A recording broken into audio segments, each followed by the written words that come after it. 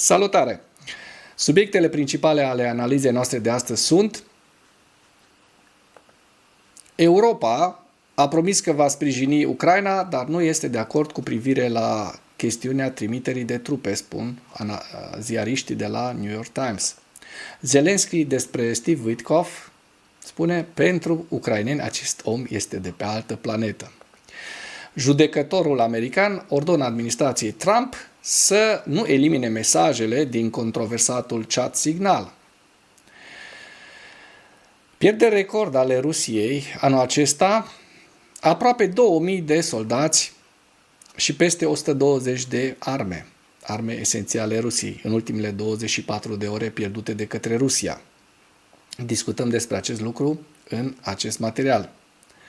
Și mai discutăm despre faptul că Rusia se pregătește pentru o nouă ofensivă de primăvară în regiunile Sumy și Kharkiv, spune Zelensky. Europa a promis că va sprijini Ucraina, dar nu este de acord cu privire la chestiunile trimiterii de trupe europene, spun ziariști de la The New York Times. După întâlnirea coaliției celor hotărâți, coaliției din 31 de state, de la Paris de ieri 27 martie, doar Franța și Marea Britanie insistă asupra desfășurării unei forțe de pacificare în Ucraina, adică a propriilor trupe, în timp ce Italia vrea să trimită trupe dacă fac parte dintr-o misiune ONU. Polonia a exclus complet această posibilitate. Se observă că nu există unanimitate între liderii europeni cu privire la introducerea de forțe în Ucraina. Președintele Macron a promis că o coaliție a celor dispuși va continua să sprijine Ucraina în războiul său cu Rusia și să contribuie la asigurarea păcii în viitor, inclusiv pentru unele țări europene, prin trimiterea forțelor de pacificare pe pământ ucrainean după încheierea conflictului. Dar Macron, vorbind la încheierea unei reuniuni a liderilor europeni de la Paris, a spus că conturul acelor forțe este încă în curs de concretizare, cu puține detalii despre cine este dispus să facă ce. Se remarcă faptul că acest lucru a crescut sentimentul de incertitudine în jurul eforturilor diplomatice menite să pună capăt luptei. Trebuie să grăbim negocierile pentru a obține o încetare a focului, trebuie să ne grăbim capacitatea de a finanța și furniza arme și să pregătim planuri pentru armata ucraineană și forțele de pacificare, a spus Macron după întâlnire. După 3 ore de discuții, Marea Britanie, Franța au fost singurele țări care au susținut ideea. Macron a spus că nicio forță europeană nu va fi pe linia frontului și nu va avea sarcina de a monitoriza sau de a impune încetarea focului. El a sugerat că treaba ar putea fi făcută de către forțele de menținere a păcii ale ONU sau de alți observatori independenți, în timp ce trupele europene vor avea sediul mai în spate pentru a descuraja Rusia. De asemenea, europenii vor ajuta la antrenarea și sprijinirea forțelor ucrainene. Macron a recunoscut că liderii nu au găsit unanimitatea asupra forțelor de sprijin ale acestei mișcări. În special, Italia vrea să trimită trupe pe teren numai dacă fac parte dintr-o misiune a ONU, în timp ce Polonia a exclus complet, așa cum vă spuneam, acest lucru. Macron a spus că Franța și Marea Britanie vor trimite delegații militare în Ucraina pentru a dezvolta planuri de viitor al armatei ucrainene. Mai multe detalii sunt așteptate într-o lună. Și aici avem întregul discurs al lui Macron, care, după părerea mea, demonstrează că devine un mare lider, un lider care s-ar putea să salveze lumea liberă. Zelensky despre Steve Witkoff: pentru ucraineni acest om este de pe altă planetă. Președintele Zelensky a criticat încă o dată declarațiile trimisului special al președintelui american Donald Trump, Steve Witkoff, întrucât sună de parcă ar fi dintr-o altă lume. Zelensky și-a amintit de Witkoff, spunând că alte țări trăiesc foarte des cu o viteză diferită a proceselor în comparație cu Ucraina, care trăiește într-un război. De exemplu, unul dintre reprezentanții SUA pentru ruși, Witkoff, el spune lucruri și arată așa: pentru noi, pentru ucraineni, ei arată foarte abstract, adică sunt dintr-o lume complet diferită. Pentru noi acești oameni sunt de pe altă planetă. Cineva mi-a spus că este o persoană foarte practică, a fost mereu om de afaceri, a fost implicat în imobiliare și alte asemenea. Și vă voi da un astfel de exemplu de viață cu viziuni diferite asupra lumii. Când era implicat în imobiliare, oamenii de obicei puneau întrebări precum care este priveliștea la fereastră, unde dau ferestrele, câte camere sunt și în Ucraina, pentru a înțelege imediat unde ne aflăm, avem o întrebare legată de imobiliare. Există un adăpost antibombă în această casă? Acesta nu este un reproș pentru nimeni. Trăim în realități diferite, doar o altă lume. Foarte interesant acest articol și voiam să vă mai spun ceva în legătură cu întâlnirea de la Paris. Mi se pare că, așa cum știm, Macron a spus la un moment dat că nu este nevoie de permisiunea Rusiei pentru a trimite trupe, pentru ca Franța și Marea Britanie, pentru ca Europa să trimite trupe în Ucraina. Și de ce? Pentru că deja Rusia este sprijinită cu trupe, cu peste 13.000 de trupe, de către Coreea de Nord. Punct. Și acum trecem la o știre foarte interesantă, o știre chiar drăguță, chiar amuzantă, dacă n-ar fi și tragico-comică. Un judecător american ordonă administrației Trump să nu elimine mesajul din controversatul chat Signal. Un judecător federal a ordonat agențiilor cheie din administrația Trump să păstreze mesajele trimise pe Signal între 11 și 15 martie, inclusiv mesajele în care oficialii au discutat despre vizarea Houthi pe Signal. Sursa informației CNN și The New York Times. Judecătorul James Bursberg ar fi pronunțat hotărârea într-un proces care urmărea păstrarea informațiilor depuse după ce s-a dezvăluit că oficialii cabinetului american au discutat despre planurile militare privind Signal. Departamentul de Justiție al SUA a declarat că administrația lucrează deja pentru a urmări și păstra mesajele text din acea perioadă. Decizia instanței îi afectează pe înalți oficiali ai administrației Trump, inclusiv pe consilierul pentru securitate națională Mike Waltz, pe secretarul apărării Pete Hegseth și pe directorul Serviciului de Informații Naționale Tulsi Gabbard și iată și pe secretarul de stat Marco Rubio și pe vicepreședintele J.D. Vance. Toți acești oameni pe care vi-am prezentat sunt niște oameni controversați care, în mod normal, într-o administrație citovă la cap, normală la cap, n-ar fi avut ce căuta la butoane. Nu. Oamenii ăștia sunt foarte, foarte controversați de la un capăt până la celălalt. Cu toate acestea, judecătorul nu a stabilit încă dacă a avut loc o încălcare. Se observă că a început ședința de judecată recunoscând presiunea externă cu care se confruntă din partea președintelui Statelor Unite ale Americii și a asociaților săi. O chestie mizerabilă, pentru că știm că Trump a început să comenteze și să amenințe judecătorii, a început să comenteze deciziile justiției americane și să amenințe judecătorii, dar eu cred că nu se meargă mult timp așa și veți vedea. Și acum trecem la știrea bombă de astăzi. Rusia a pierdut aproape 2000 de soldați și peste 120 de arme. În ultimele 24 de ore, așa cum se vede din această informație a Stafului General al Armatei Ucrainene, rușii au pierdut 1860 de militari, 17 tancuri, 61 de vehicule blindate de luptă, 122 de piese de artilerie, un lansator de rachete și un mijloc de apărare antiaeriană. Aveți lista întreagă a pierderilor rusești și aici vedem, de fapt, din ce cauză se întâmplă acest lucru, pentru că rușii sunt foarte, foarte disperați, crezând că vor face o pace rapidă și nedreaptă cu Ucraina, au aruncat în luptă tot felul de forțe dispuse, pe care încă le mai au, dar pacea, o să vedeți, și încetarea focului nu o să se facă așa cum crede Putin. Pentru că mai e și Europa pe aici. Adică degeaba îi promite lui Trump Marea Acusarea, îi promite ceea ce nu are nici Trump, Groenlanda, că nu o să reușească să facă treabă, pentru că nici Donald Krasnov Trump nu o să poată să invadeze Groenlanda. Americanii nu sunt chiar așa de proști să asculte orbește precum ascultă rușii de șeful lor, de Putin. Rusia se pregătește, în schimb, de o nouă ofensivă de primăvară în regiunile Sumă și Harkov, spune Zelensky.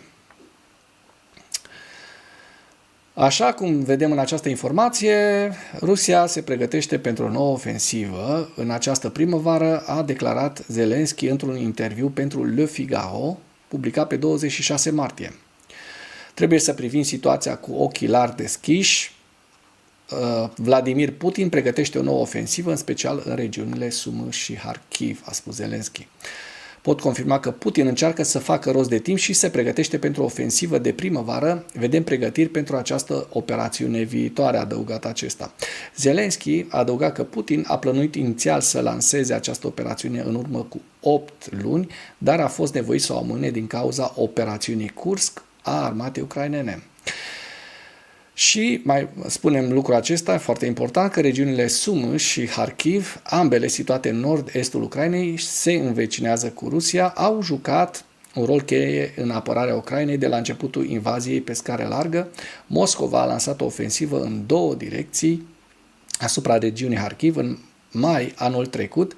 Până la 8 iunie, Zelensky a declarat că Rusia a eșuat în ofensiva sa.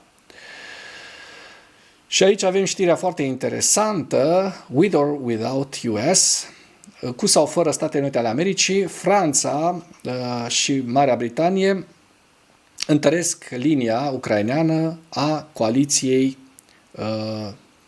Willing Coalition, a coaliției celor care vor să sprijine Ucraina. Mai multe țări europene au avansat cu planurile de a trimite trupe în Ucraina ca parte a unei forțe de reasigurare în cazul încetării focului cu Rusia, a anunțat președintele francez Emmanuel Macron ieri 27 martie la un summit al liderilor europeni de la Paris, la care a participat și președintele Zelensky. Așa cum știm, v-am mai spus că liderii a 31 de țări s-au reunit la eveniment pentru a coordona ajutorul militar pentru Ucraina și pentru a discuta pașii către o pace justă și durabilă. Bun. Summitul urmează, mai spunem lucrul ăsta, summitul urmează propunerii premierului britanic Keir Starmer pentru a forma o coaliție a celor dispuși pentru a sprijini Kievul. Și acum vom urmări ce s-a întâmplat, ce ne arată hărțile celor de la Deep State, analiștilor de la Deep State pentru ultima zi, pentru ultimele 24 de ore. Așa cum se vede, în partea de sud nu au existat mișcări esențiale de trupe. În partea, aici sunt foarte curios, în zona, dacă s-au mai întâmplat lucruri în Pokrovsk, vreau să văd. Din 25 spre 26 a fost această contraofensivă pe care v-am prezentat-o ieri. Din 26 spre 27 nu vedem nicio mișcare în această zonă. Înseamnă că rușii au reușit să stabilizeze frontul, din păcate, da? Dar vom vedea în zilele următoare dacă există vreo șansă ca ucrainenii să reușească să spargă frontul la Pokrovsk, dar va fi mai greu. Aici vedem în zona Valentinivka, la sud de Valentinivka, că rușii au reușit să ocupe această bucată de în jur de 3 km pătrați, 3-4 km pătrați în ultimele 24 de ore. În zona Toretskului, de asemenea, nu sunt mișcări, deja de mai bine de 2 săptămâni. Frontul la Toretsk este înghețat. Ceasov Iar la fel. Și vedem o mică mișcare, un cap de pod pe care rușii au reușit să-l facă în ultimele 24 de ore mai la nord. Este vorba despre o zonă de câteva sute de metri pătrați, deci nici măcar 1 kilometru pătrat, din câte văd, foarte îngustă. Nu știu dacă vor reuși să stabilizeze această zonă. Și mai vedem în această zonă din nou tot o halcă de teren, o halcă de teritoriu luată de către ruși. Este vorba despre 2 pe 4, 2 pe 3, cam așa vreo 5-6 km pătrați pe care rușii au reușit să o ocupe în ultimele 24 de ore. Mai la nord, în regiunea Vovchansk, așa cum se vede din această hartă, nu au existat evoluții. Despre Belgorod, așa cum știm, cei de la Deep State încă n-au realizat nicio hartă, dar vom vedea ce spun cei de la Institutul pentru Studiul Războiului. Și aici avem Kurskul, care în acest moment ucrainenii au reușit să, așa cum se vede în ultimele 48 de ore, au reușit să îl stabilizeze. Bun, mergem mai departe la evaluarea campaniei ofensive rusești din 27 martie în viziunea analiștilor Institutului pentru Studiul Războiului. Cu principalele știri, președintele ucrainean Volodymyr Zelensky a reiterat pe 26 martie că discuțiile sunt în desfășurare cu privire la detaliile acordurilor temporare de încetare a focului privind loviturile de infrastructură energetică și operațiunile maritime din Marea Neagră. Deci, deocamdată nu s-a stabilit nimic cu această încetare a focului. Donald Trump, din păcate, nu reușește să dea rezultate, așa cum spera el în 24 de ore, dacă vă mai amintiți. Deja au trecut 3 luni și nimic. Rusia continuă să lovească infrastructura critică și civilă ucraineană sub acoperirea încetării focului asupra loviturilor de infrastructură energetică, ceea ce nu este în concordanță cu obiectivul președintelui american Donald Trump de a folosi încetarea temporară a focului pentru a facilita o pace durabilă în Ucraina. Nu este pentru că aici este nevoie de 3, adică și de ruși. Rușii care, dacă vor să lanseze ei rachete și drone, cine poate să-i oprească decât forța. Nu și negocierea. Asta ar trebui să înțeleagă președintele Trump. Statul major ucrainean a raportat că lovitura cu drone ucrainene din 19-20 martie împotriva bazei aeriene rusești Engels a distrus un număr mare de rachete de croazieră și rezerve strategice de combustibil, deoarece oficialii ucraineni au raportat că Rusia acordă prioritate producției de rachete de înaltă precizie. Și știm foarte bine că este vorba despre cele 96 de rachete pe care ucrainenii au reușit să le distrugă. Președintele Zelensky a avertizat că Rusia se pregătește pentru o nouă ofensivă de primăvară în regiunile Sum și Kharkiv, știrea pe care v-am prezentat-o mai înainte. Aliații europeni ai Ucrainei s-au întâlnit la Paris pentru un summit al coaliției Voinței pe 27 martie pentru a discuta despre sprijinul lor continuu pentru Ucraina, un sistem de monitorizare pentru a asigura respectarea încetării focului și posibila desfășurare a unei forțe de descurajare în Ucraina. Și aici îmi pare foarte bine că Macron i-a dat răspuns lui Putin foarte așa elegant și foarte îndrăzneț că nu are nevoie de nici un acord, de nicio permisiune a lui Putin pentru a trimite trupe în Ucraina, așa cum și Putin nu a avut nevoie de nicio permisiune pentru a aduce trupe nord-coreene în Ucraina. Și aveți aici hărțile pentru ultimele 24 de ore, pentru 27 martie, hărțile cu fronturile din Ucraina, în viziunea Institutului pentru Studiul Războiului. Aici aveți regiunea Kursk, aici aveți regiunea Belgorod. Așa cum vedem, din păcate, rușii au reușit în Belgorod să îi împingă pe ucraineni din această zonă, iar ucrainenii rămân încă în Belgorod, dar cu niște mici ajustări, așa cum se vede, cu muștariu. În imagine, probabil este claimed Russian advances in Russia, adică avansuri pe care rușii le susțin că le-au făcut în Rusia. Ce frumos sună! Deci în Russia nu m-a supăra să fie tot războiul acesta, pentru că ei au atacat Ucraina. Dar, din păcate, rușii sunt și pe teritoriul ucrainean, pe o suprafață destul de mare. Aici avem Aici avem zona Luganskului, hărțile din zona Lugansk, Svatove, Kremina, regiunea Donetsk, aici este Toretskul, care, din păcate, așa cum vedem, în continuare nu a fost încercuit de către ucraineni, ba mai mult, rușii pretind că au reușit să cucerească această zonă, ceea ce nu arată destul de bine. Zona Pokrovskului, Curahove